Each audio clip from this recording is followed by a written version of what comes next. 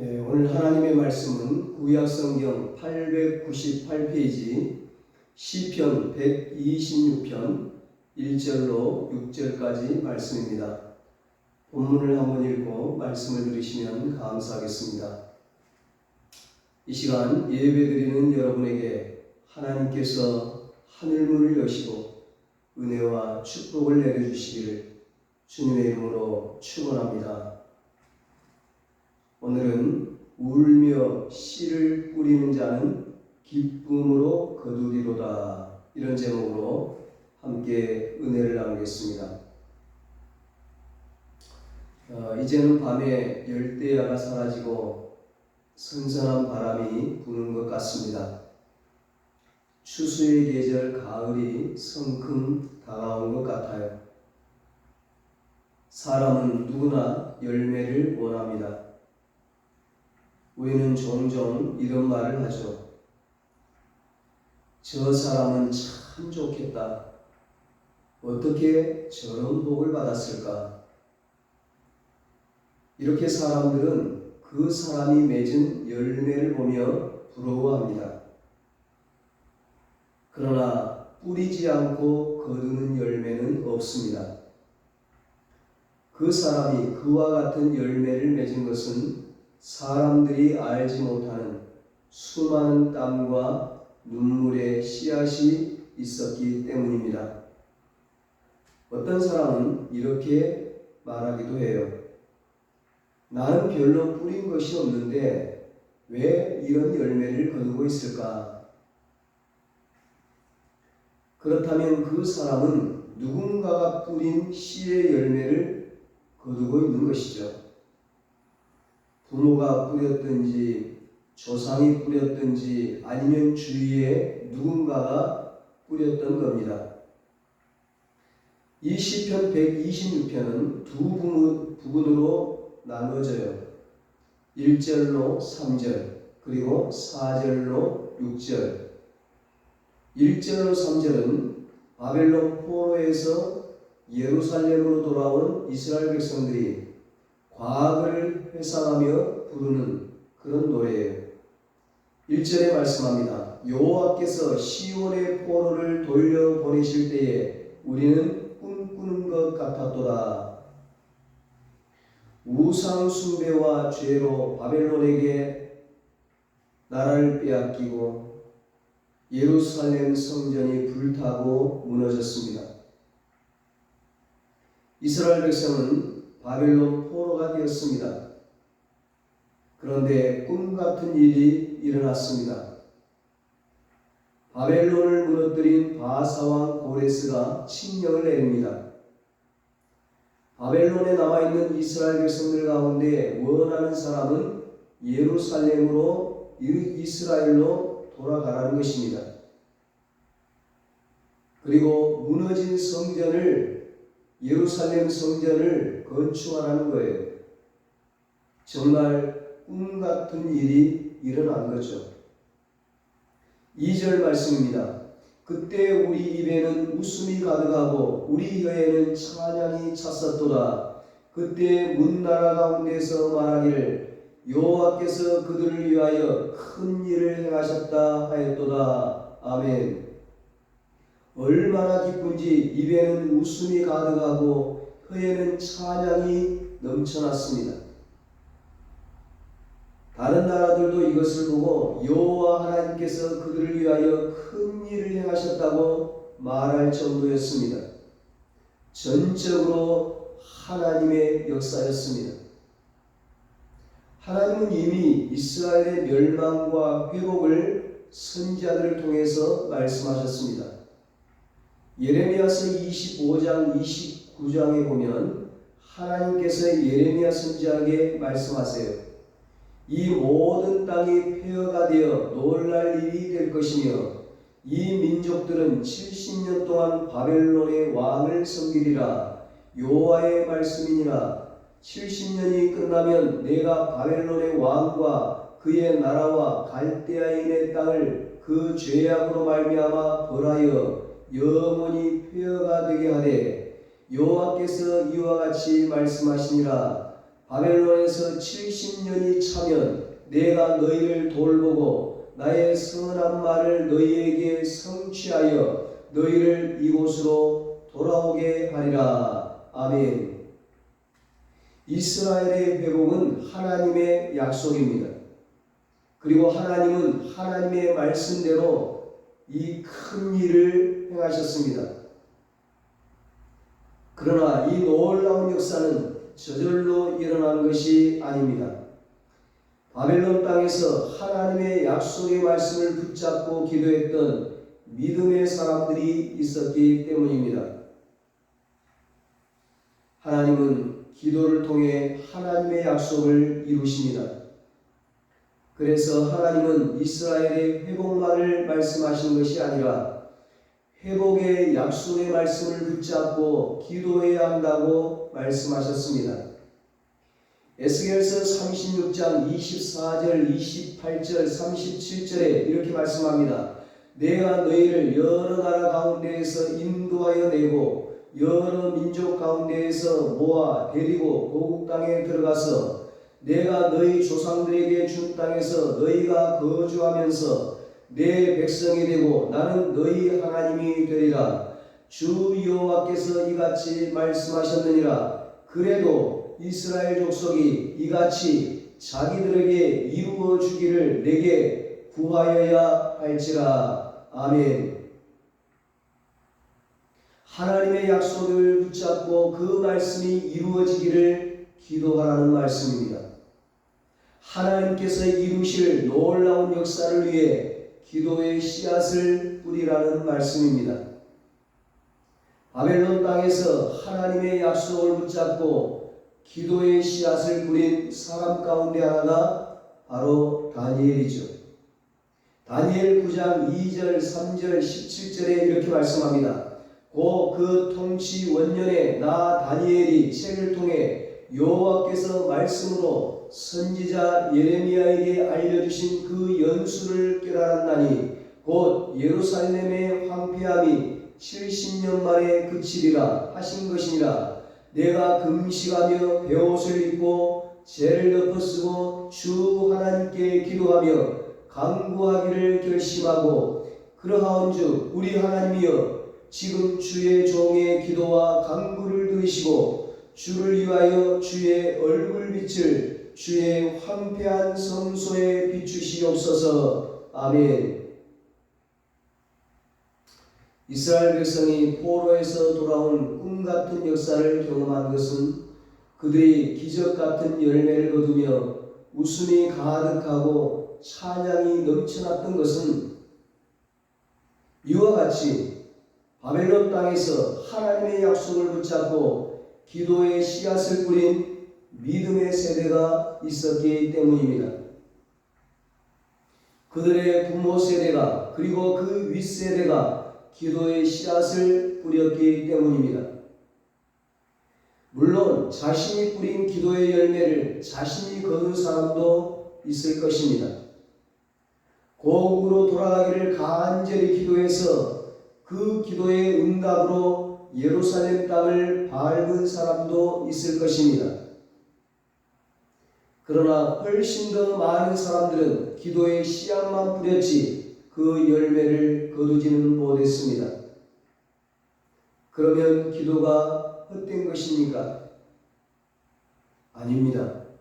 기도는 결코 헛되지 않습니다.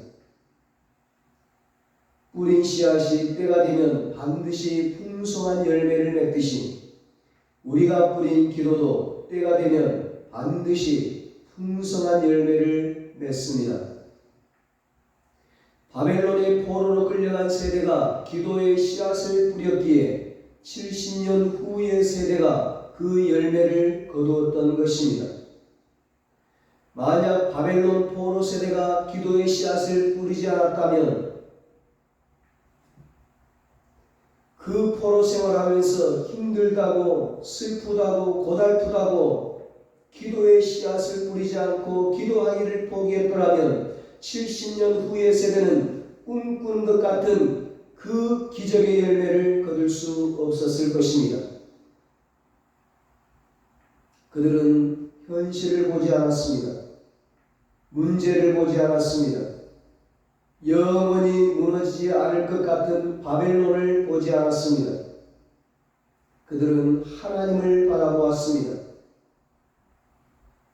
당신이 말씀하신 것을 반드시 이루시는 전능하신 하나님, 신실하신 하나님을 바라보았습니다. 하나님은 능히 하실 수 있다는 믿음으로 하나님을 바라보았습니다. 이 믿음으로 계속해서 기도의 씨앗을 뿌렸습니다. 바벨론 포로 세대는 지금을 보지 않았습니다. 현실을 보지 않았습니다. 지금만을 보는 사람은 기도의 씨앗을 뿌릴 수 없습니다. 지금의 힘든 상황, 어려운 상황만 보는 사람은 기도의 씨앗을 뿌릴 수가 없어요. 그들은 자신들이 뿌리는 기도의 씨앗이 풍성한 응답의 열매로 나타날 하나님의 때를 바라보았습니다. 비록 지금은 지은 죄로 인하여 하나님의 징계를 받고 있지만 회개하고 참여한 후에 반드시 다가올 회복의 때, 축복의 때를 바라보았습니다. 이 소망으로 계속해서 기도의 씨앗을 뿌렸습니다. 이와 같이 바벨론 포로 세대가 믿음으로 소망으로 기도의 씨앗을 뿌렸기에 70년 뒤에 다음 세대가 꿈꾸는 것 같은 기적의 열매를 거두었습니다. 우리들이 지금 누리고 있는 축복의 열매는 우리의 부모 세대가 뿌린 기도의 열매입니다. 힘들고 어려운 상황 가운데서도 부모 세대가 믿음으로 소망으로 기도의 씨앗을 뿌렸기에 우리 세대가 이와 같은 신앙의 자유를 누리며 부흥을 경험하며 살아가고 있습니다. 그러나 이것으로 끝이 아닙니다. 지금까지 나온 것은 1절로 3절까지의 내용이에요. 바벨론 포로 세대의 기도의 씨앗을 통해 꿈꾸는 것 같았던 기적의 열매를 경험한 지금의 세대에게는 사명이 있습니다. 그것이 4절로 6절까지의 내용입니다. 4절에 말씀합니다. 여호와여 우리의 포로를 남방 시내를같이 돌려보내소서. 1절로 3절까지가 바벨론 포로 세대가 뿌린 기도의 씨앗으로 꿈꾸는 것 같은 열매를 맺은 것에 대한 기쁨과 감격의 노래였다면 4절로 6절은 바벨론 포로에서 돌아온 이스라엘 백성이 이제부터 자신들이 감당해야 할 사명을 노래한 것입니다. 남방은 이스라엘 남부의 광야 지대를 가리킵니다. 이곳은 평소에는 메말라 있지만 우기가 되면 강물이 흘렀습니다. 그래서 현대인의 성경에서는 4절을 이렇게 기록하고 있습니다. 여호와여 메마른 땅에 시냇물이 흐르듯이 우리를 다시 회복시켜 주소서. 아멘. 바사왕 고레스가 포로 귀환 칙령을 내린 그 다음 해인 BC 537년 유다 나라의 왕의 후손이 스룹바벨을 선두로 포로들이 1차로 귀환합니다. 그러나 예루살렘으로 돌아온 사람보다 바벨론 땅에 남아있는 이스라엘 백성들이 훨씬 더 많았습니다. 바벨론을 멸망시킨 바사, 페르시아에서 살아가는 그들은 더 이상 포로가 아니었습니다. 그리고 그 땅에서 어느 정도 안정된 생활을 하고 있었습니다. 반면 지금 예루살렘은 옛날 그 화려했던 예루살렘이 아닙니다. 전쟁으로 모든 것이 파괴되었습니다. 이제부터 무너진 성전을 재건해야 합니다. 그러나 그것은 결코 쉬운 일이 아니었습니다. 주변 이방인들의 위협과 방해가 있었습니다. 그래서 10년 동안이나 성전 재건 사역이 중단되기도 했습니다. 만약 이 시편 126편이 성전 재건 후에 부른 노래라면 성벽을 재건해야 하는 사명이 남아 있습니다. 비록 성전이 완공되었다고는 하지만 성벽조차 없는 예루살렘은 황폐한 땅이었습니다. 그때의 예루살렘의 상황이 느헤미야 1장 2절 3절에 나와 있습니다. 내 형제들 가운데 하나인 하나니가 두어 사람과 함께 유다에서 내게 이르렀기로 내가 그 사로잡힘을 면하고 남아있는 유다와 예루살렘 사람들의 형편을 물은즉 그들이 내게 이르되 사로잡힘을 면하고 남아있는 자들이 그 지방 거기에서 큰 환난을 당하고 능력을 받으며 예루살렘 성은 허물어지고 성문들은 불탔다 하는지라. 모든 것이 폐허가 됐다는 거죠. 이런 상황 가운데 있는 예루살렘으로 귀환한다는 것은 육적으로 고생을 각오하는 것입니다. 넓은 길을 떠나 좁은 길, 험한 길을 걸어가는 것입니다. 그래서 많은 이스라엘 백성들이 예루살렘으로 귀환하지 않고 바벨론 땅에 남아 있었습니다. 학사요 제사장인 에스라가 중심이 된 2차 포로 귀환이 BC 458년에 있었는데 1차 포로 귀환 후 79년이 지난 후였습니다. 그리고 예루살렘 성벽을 재건한 느헤미야가 중심이 된 3차 포로 귀환은 무려 93년 후였습니다. 그러니까 1차 포로 귀환부터 3차 포로 귀환까지 93년이 걸린 것입니다. 이스라엘 백성이 바벨론 포로로 끌려갔다가 예루살렘으로 귀환한 70년보다 더 깁니다. 이런 상황에서 바벨론에서 예루살렘으로 돌아온 이스라엘 백성들은 결단합니다. 예루살렘이 온전히 회복되기까지 기도의 씨앗을 뿌리겠다고. 그리고 바벨론 포로 세대가 기도의 씨앗을 뿌려 자신들이 포로 귀환이라는 기적의 열매를 거둔 것처럼 이제는 자신들이 기도의 씨앗을 뿌려 아직도 바벨론 땅에 남아있는 이스라엘 백성들이 예루살렘으로 돌아오도록, 그래서 예루살렘의 영광을 회복할 수 있도록 하겠다고 결단합니다. 그들은 기도의 씨앗만 아니라 헌신의 씨앗을 뿌렸습니다. 예루살렘의 회복을 위해 편안한 삶을 포기하고 수고하고 희생하며 자신들의 인생을 심었습니다. 예루살렘으로 귀환한 이스라엘 백성이 언제 이 노래를 불렀는지 정확히는 모르지만 2차, 3차 포로 귀환 전이라는 것은 분명합니다. 지금은 남방 시내들이 말라 있습니다. 현실을 생각하면 바벨론에서 예루살렘으로 귀환할 이스라엘 백성이 더 이상 없는 것처럼 보입니다. 예루살렘을 사모하던 사람들, 고국으로 돌아가기를 고대하던 거의 대부분의 사람들은 스룹바벨과 함께 1차로 다 귀환했기 때문입니다. 그러나 현실적으로 불가능한 상황에서 이 1차 귀환 세대는 바벨론 포로 세대들처럼 믿음으로 소망으로 기도의 씨를 뿌립니다. 힘들고 어려운 상황에서 포기하지 않고 묵묵히 헌신의 씨를 뿌립니다. 5절 6절에 말씀합니다. 눈물을 흘리며 씨를 뿌리는 자는 기쁨으로 거두리로다. 울며 씨를 뿌리러 나가는 자는 반드시 기쁨으로 그 곡식단을 가지고 돌아오리로다. 아멘. 1차 귀환 세대는 눈물을 흘리며 씨를 뿌립니다. 왜 눈물을 흘립니까? 슬프기 때문에 눈물을 흘립니다. 예루살렘의 영광을 보기 위해 바벨론의 모든 것을 내버리고 귀환했는데 여전히 예루살렘은 황폐하기 때문입니다.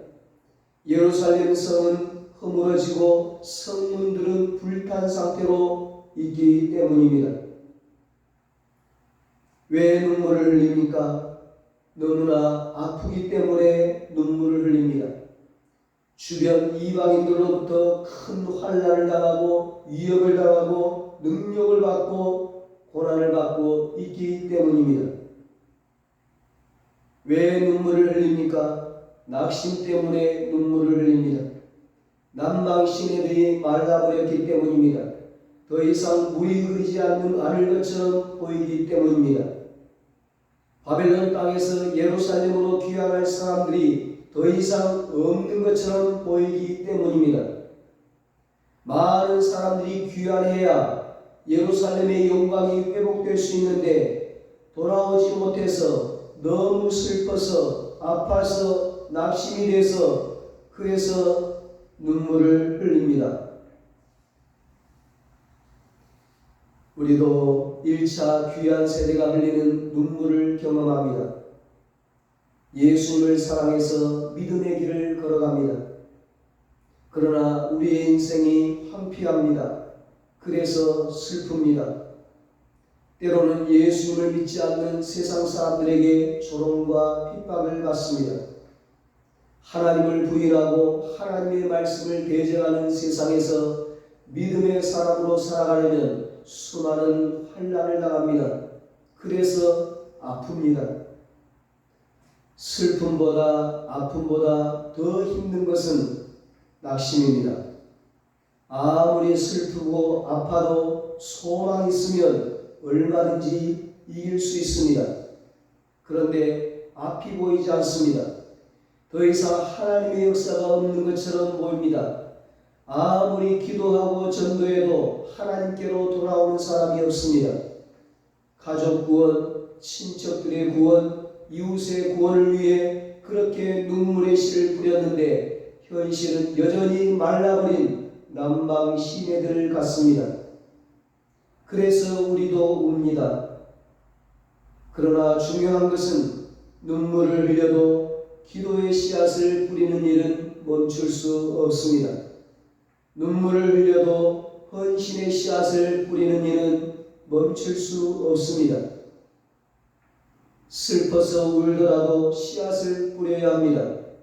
아파서 울더라도 씨앗을 뿌려야 합니다. 낙심으로 울더라도 씨앗을 뿌려야 합니다. 슬프다고 아프다고 낙심이 된다고 뿌리지 않으면 거둘 것이 없습니다. 뿌리지 않으면 아무 역사도 일어나지 않습니다. 뿌리지 않으면 아무 열매도 없습니다. 그래서 울더라도 씨를 뿌려야 합니다. 실제로 이스라엘 농부들은 비가 올 것 같지 않은 상황에서도 씨를 뿌렸다고 합니다. 왜냐하면 그것이 그들이 할 수 있는 최선이었기 때문입니다.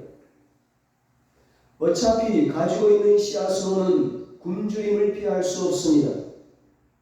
며칠은 배불리 먹겠지만 아끼고 아끼면 한 달 동안은 생명을 유지할 수 있겠지만 씨앗으로는 절대로 살 수 없습니다.